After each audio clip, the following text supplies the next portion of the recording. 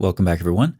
Previously, we've looked at entire stories as well as individual details within Islamic texts that fit very well into the context of a type of Jewish mysticism called Merkavah mysticism. Frequently spelled with a B but pronounced with a V, Merkavah, or throne mysticism, refers to mystical ascents, theoretically to the very throne room of God, hence the name. For a more thorough explanation, see the videos in the description box. But for now, what I'd like to do is review some of this material for context. Surah 27 describes the Queen of Sheba being fooled by Solomon. However, as I describe in the video Quran Mysticism and the Ignorance of Allah, this story is simply an adaptation of the Rabbinic story of the four who entered paradise. The story is contained, among other places, in the Talmud, a well of tradition from which the authors and compilers of the Islamic texts drank deeply. It goes without saying that juxtaposing Solomon with Merkavah mysticism is strikingly anachronistic. Next, a number of hadith I discussed in the video Muhammad the Mystic and the Boy Under the Blanket refer quite clearly to the practice found throughout Merkavah literature of cloaking oneself during a mystical experience. The boy portrayed in these hadith is Jewish, precisely as we would expect. His visions, also not surprisingly, include a throne over water, recall the water test we just discussed, as well as Surah 11:7. No surprises here. But it is surprising that Muhammad is depicted in a way that is less than flattering, trying to sneak up on the boy while the boy is cloaked in a blanket in a state of mystical contemplation. The boy's mother alerts him when she sees Muhammad, at which point he and the boy have a conversation. To further the embarrassment, Muhammad tests the boy's psychic powers by asking him a series of questions. One of those questions concerns what Muhammad is thinking. Curiously, the boy passes the test.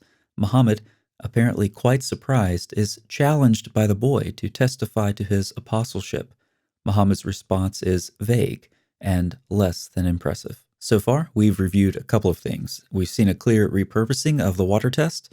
We've seen increased mental, psychic abilities, a cloaked individual having a revelatory experience. And just to clarify, one function of the cloaking or the covering was to protect the individual from the radiance of supernatural beings encountered on the mystical journey. And finally, we don't have any time to review the mystical background to Surah 20, but that's a very relevant video in this context as well, so I'll just mention it in passing. Again, links are in the description box. Mysticism is therefore an important part of the cognitive environment of some Islamic texts. That's the end of our review. Now, there is some disagreement in the traditional narrative about which surah Muhammad received first. While many argue for Surah 96, at least some companions asserted that Surah 74 may have formed part of the first revelation.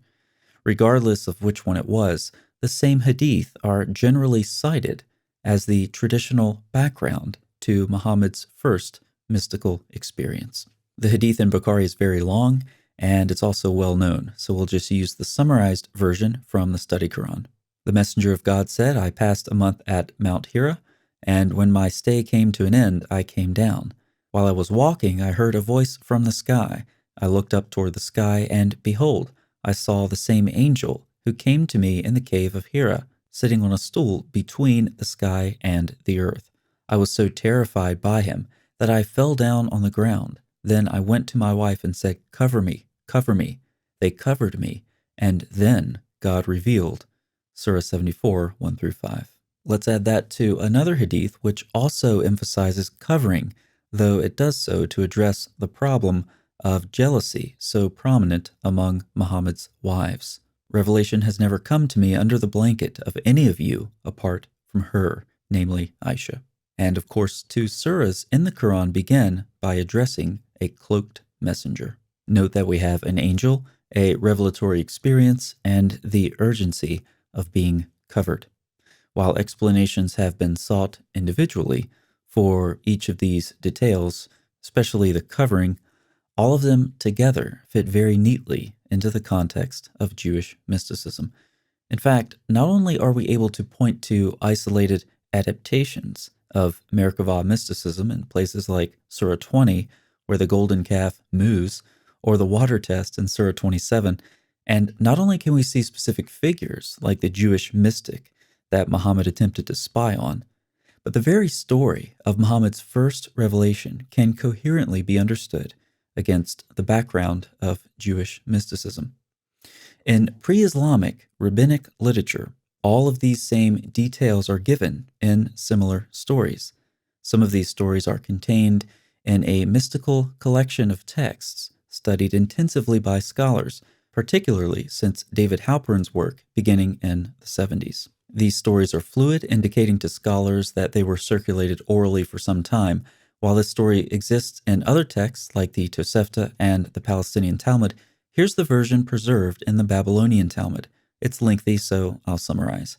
A student asks his teacher, Yohanan ben Zakkai, to expound the Merkavah to him. His teacher refused, using a typical response. Only a sage expounds the Merkavah. This challenges the student to expound it himself. At this point, the teacher dismounts, cloaks himself, and the show begins with spectacular results, including angels, and in some versions, trees that quite literally talk. Some of you will note that in the Hadith, trees also talk. And of course, finally, an angel speaks. The mystical experiences of these rabbis thus have striking parallels in the experiences of the Prophet of Islam himself. Now, let's explore two possibilities. First, the story of Muhammad's revelations in the Hadith are based in whole or in part on fact. In this case, the Prophet of Islam used Jewish mystical techniques to acquire his revelations. This is not what Muslims are taught to believe, since recognizing pre-Islamic influences in this way is generally regarded as unorthodox, if not heretical. Additionally, many of us are aware that early Muslims expended great effort in trying to eliminate pre-Islamic influence, including and particularly Jewish influence. As such, they're forced to reject all such notions of pre-Islamic influence, choosing, of course, other reasons that are more in line with tradition. But many viewers may be wondering about a second possibility.